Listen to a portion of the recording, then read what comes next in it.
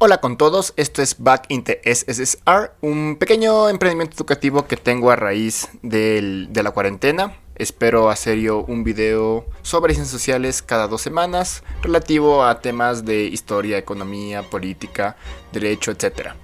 El día de hoy vamos a hablar sobre Adam Smith. Adam Smith fue uno de los grandes pensadores europeos, el que se conoce como el padre de la economía moderna.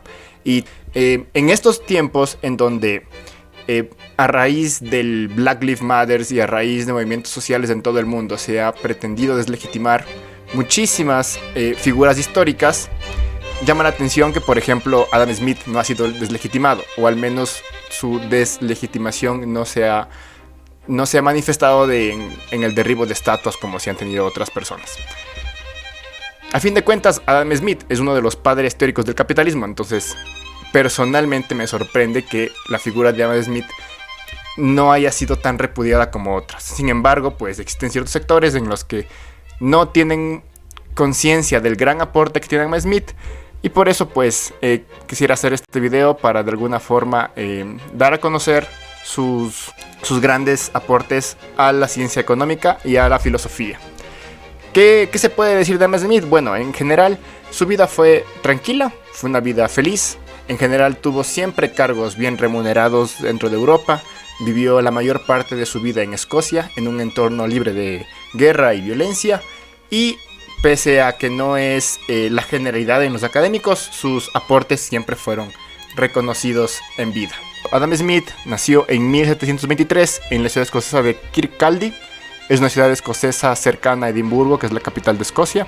Y termina muriendo en 1790 en Edimburgo. Una de las razones por las cuales se considera Escocia como el territorio padre del capitalismo no solo es por la invención de James Watt de la máquina de vapor, sino también porque Adam Smith genera sus teorías desde Escocia. Ahora revisemos cuál es el contexto en el cual Adam Smith genera su pensamiento.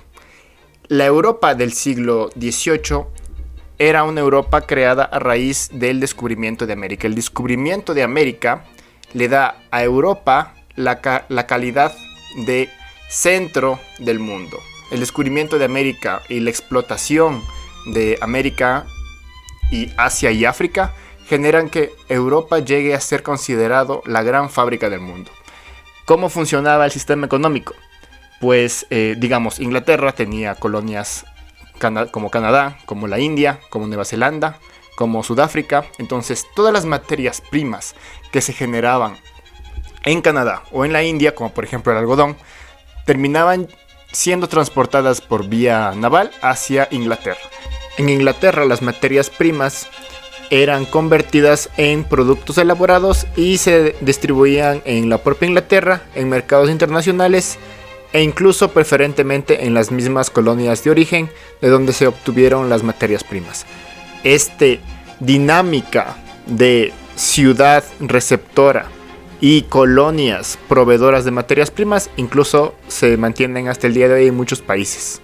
Y especialmente pues es una relación que tiene Asia, África y Latinoamérica con Estados Unidos y Europa. Parte del contexto de la Europa del siglo XVIII es la presencia de la esclavitud. Si bien era una Europa que había pasado a un régimen ya feudal, existían bastantes rezagos de esclavitud de sistemas, especialmente en las colonias en América. Brasil, por ejemplo, era un gran receptor de esclavos por parte de África, igualmente Estados Unidos. Algo también importante de señalar de la Europa del siglo XVIII es el movimiento de la Ilustración, un movimiento que en general deseaba que en Europa y en varias partes del mundo se pase de un sistema monárquico a un sistema republicano democrático. Esto se materializó con la independencia de los Estados Unidos en el año de 1776 y con la Revolución Francesa en el año de 1789. La Ilustración se pudo producir por el deseo de una burguesía pujante que quería adueñarse de todos los poderes del Estado y terminar de desplazar a la monarquía de su sitio privilegiado para ellos ocupar el gobierno de los países en Europa y las colonias en América. Por ejemplo, si hacemos un revisionismo de los principales conquistadores en América Latina, como podrían ser Hernán Cortés o Francisco Pizarro, podemos ver que ellos eran burgueses que deseaban tener más poder y hacer negocios fuera de los límites de la monarquía. Volviendo nuevamente a Adam Smith, él fue inspirado por filósofos de la economía política inglesa, como puede ser Thomas Hobbes y John Locke. Él mismo terminó transformándose en uno de los referentes de la filosofía y la economía política inglesa. En 1759 publica su primer libro, La teoría de los sentimientos morales. En este libro, Adam Smith aborda su preocupación con respecto a la ética y en general al comportamiento humano, especialmente en su dimensión sentimental. Adam Smith en este título comienza a investigar y a cuestionarse cómo es el actuar social de las personas con respecto a sus emociones. Emociones como por ejemplo el resentimiento, la virtud, la corrupción, la justicia, la venganza. En realidad, el foco de investigación más importante de Adam Smith siempre fueron las emociones y la naturaleza humana. Años después, en 1776, año que además coincide con la independencia de los Estados Unidos de América, Adam Smith publica una investigación sobre la naturaleza y causas de la riqueza de las naciones, o el título original en inglés, An Inquiry into the Nature of Causes of Wealth of Nations. Esta llega a ser su obra más conocida y es considerado el primer libro de economía moderna. Es muy importante el título. Adam Smith hablaba sobre la riqueza de la nación, de las naciones. No hablaba sobre la riqueza del rey, no hablaba sobre la riqueza del imperio, no hablaba sobre la riqueza del papa. Adam Smith hablaba sobre la riqueza de la nación, de la población en general, de un país. Ya no enfocado pues en el Estado, ni enfocado en monarcas, enfocado en las personas.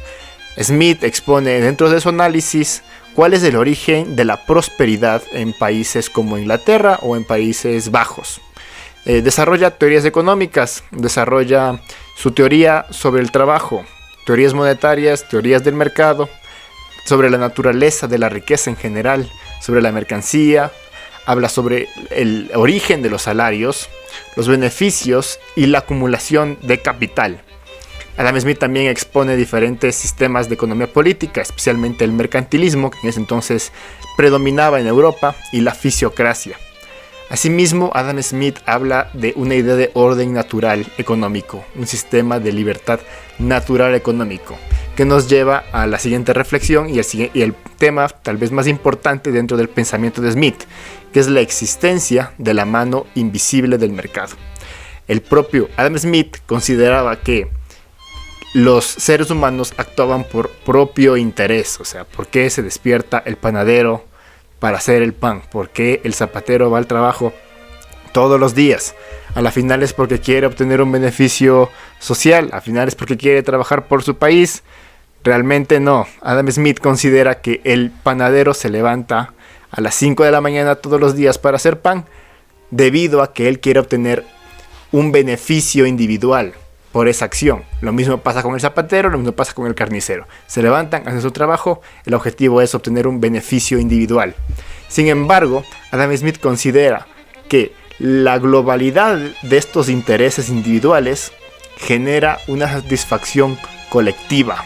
Eso es lo que se conoce como la mano invisible de Adam Smith, que el ejercicio individual en general va a que esto se traduzca en un bien común.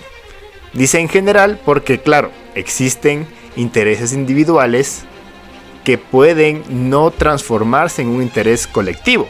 Por ejemplo, un empresario que pone un monopolio, que utiliza, por ejemplo, sus influencias para tratar con el gobierno y obtener un resguardo en su empresa, claro, está respondiendo a un ejercicio de interés individual, pero eso no se traduce en un bien común. Este sistema de mano invisible, aunque algunas personas lo quieran mostrar como la mágica solución y la mágica forma en donde todos los problemas del mundo se solucionan debido a la suma de intereses individuales, realmente Adam Smith no lo visualizaba de esta manera, porque claramente había intereses individuales y acciones que iban en contra del bien común.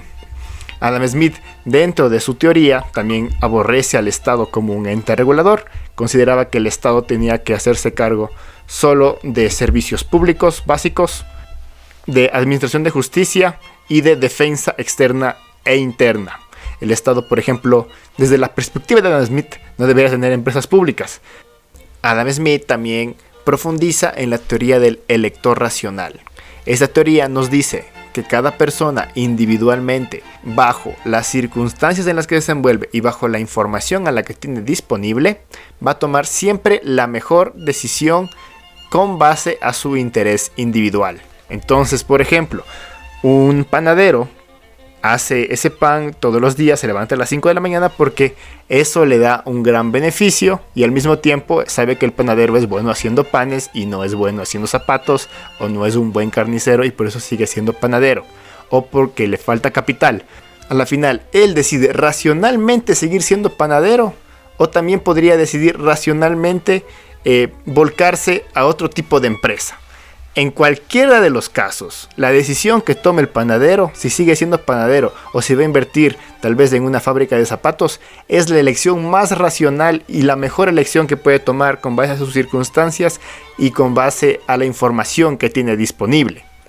Ahora, existen muchas críticas, especialmente modernas, a la teoría de Adam Smith. Por ejemplo, se habla de que Adam Smith tenía una visión demasiado eurocentrista de la realidad económica. Por ejemplo, Adam Smith veía la situación desde Escocia y veía la situación desde Europa occidental.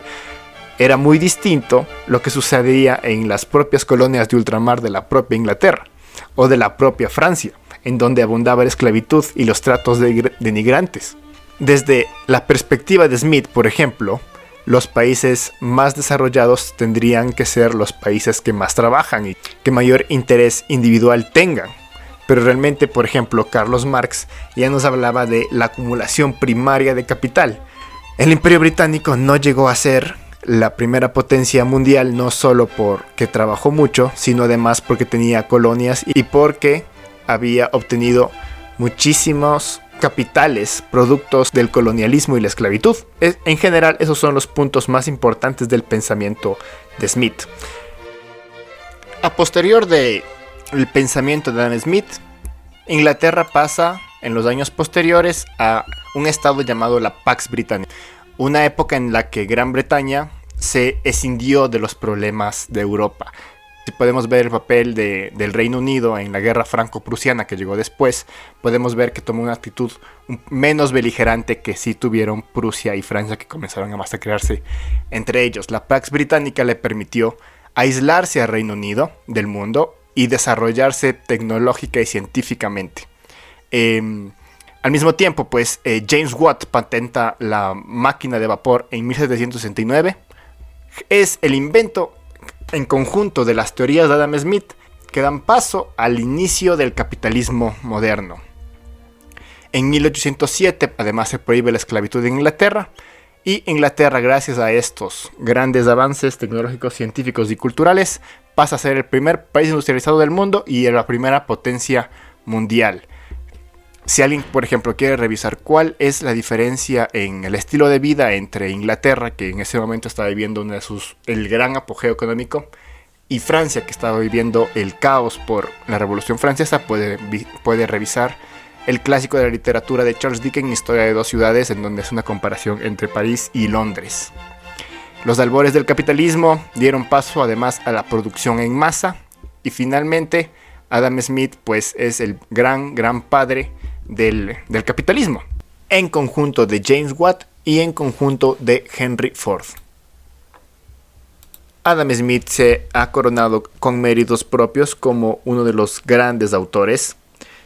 Prácticamente influyó en la totalidad de economistas que vinieron a posterior, y hasta el día de hoy sigue aportando muchísimo en el pensamiento económico actual. Bueno, eso fue todo. Muchas gracias por escuchar el video. Si se quedaron ya hasta este momento, pues podrían suscribirse. También tengo una cuenta de Twitch, Back in the SSR. Les pongo en los comentarios y denle like si quieren más videos como este. Muchas gracias por su atención. Nos vemos en una próxima ocasión. Chao.